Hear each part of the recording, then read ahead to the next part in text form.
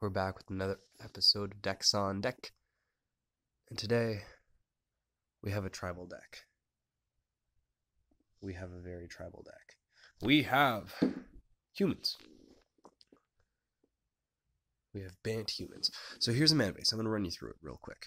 So 4 basics because everybody's playing Field of Ruin, everybody's playing, Assassin's Trophy and Path, so you need your basics. All our colors so we can play through Blood Moon because clearly we're not playing red.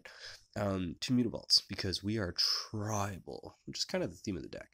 A couple fetch lands, everything's on color, not that many, but fetch lands do help. Fast lands, and the fetch lands are going to be important, and you'll see why. So we have a fast land of each color. Regarding our shocks, we're going to have 2 blue sources, one of each other color, of course, and 3 Temple Gardens, because this is essentially a green-white deck with a blue splash. So let's get into our 1-drops. We're going to be playing 4 Absence Pilgrims. Now, obviously, I think the split between Absence Pilgrim and Noble Hierarch should be 4 Hierarchs and 2 Pilgrims, but I don't have that much money at the moment. So that's the game plan. 4 Champions of the Parish, and of course the 2 mentioned Noble Hierarchs at the moment. Our 2-drop slot is real spicy. So we're starting off with Mayor of Averbrook. This is an old standard all-star. My first standard deck ever was Naya Blitz. So essentially Champion of the Parish on turn 1, burning your emissaries into Mayor of Averbrook, and you try to kill him before they cast Supreme Verdict, because standard used to be crazy. Also, when it flips, it'll make tokens, which is quite useful, especially in those longer games where we just need more threats. It is a threat on its own, on top of pumping up the entire human squad. Next up, the Knight of Glory. Now, what's really fun on this card is not necessarily the exalted cost, or the fact that, it's a decent creature in and on its own, but it's the fact that it's protection from black, which surprisingly saves it from a whole bunch of removal spells, and the new Liliana. So essentially, we'll see how this card plays out as a fun 2 of. I was also thinking of playing Duskwatch Recruiter, but the difference between this and Duskwatch Recruiter essentially is that we can play Champion of the Parish on turn 1, and then play this on turn 2, and essentially crack for 3 with Champion of the Parish off the Exalted trigger and the human +1/+1. Quite useful. Next, staple of all human decks, advantage against Storm, Thalia, simple, goes without saying. And where does she go without her lieutenants? So essentially we're getting away with playing a total of 8 Lord-ish abilities. 4 Mayors of Averbrook and 4 Thalia's Lieutenant. Super useful to hit off of our Coco, which clearly we're playing because it's a human creature deck without Aether Vials. Next up is a card that does thrive with Aether Vial, but also does pretty well off of Coco, and that's going to be our Sky Knight.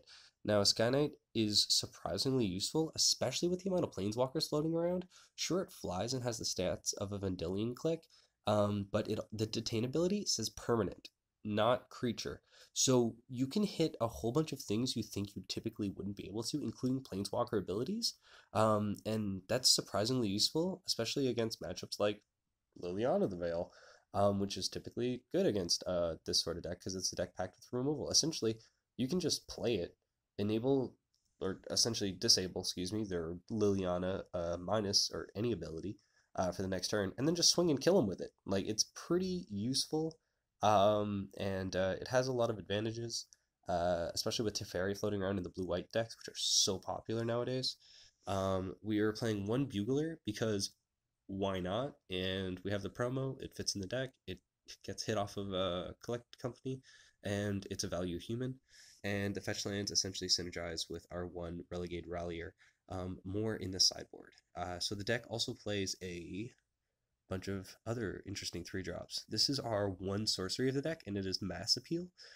Extremely underrated in today's meta in Modern, but it's essentially a win more card that locks up the game for you.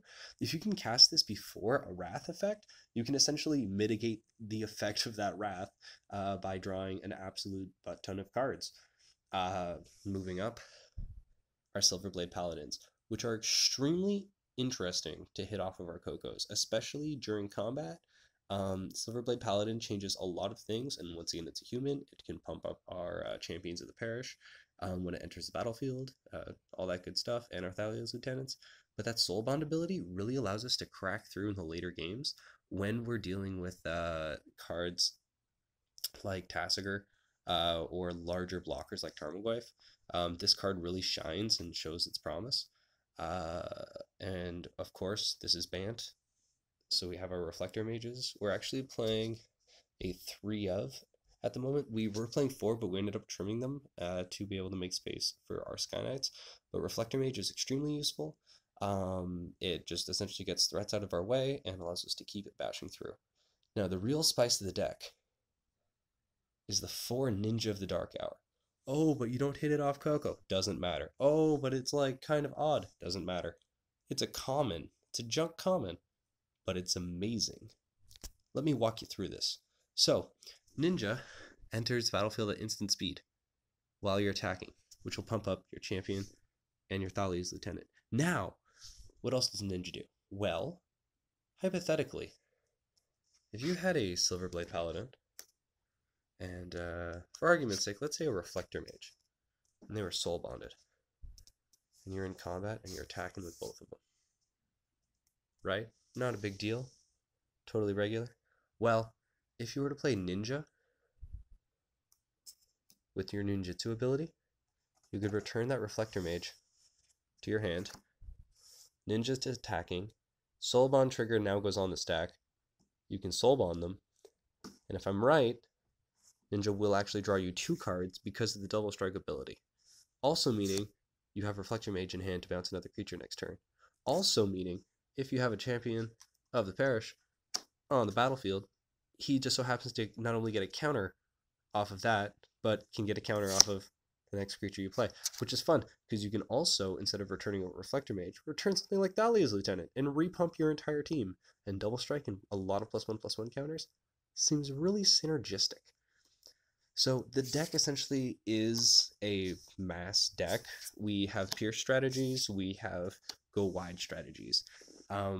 We have flying, we have a little bit of everything, we have a bunch of card draw, and it's surprisingly very playable. Our Mutavaults are going to get tons of pumps and counters, and I believe this deck might just do it. Now, of course, if I could, I would throw in a couple Cavernous Souls in our mana base just to make our blue-white matchups that much easier and help us get around those counter spells.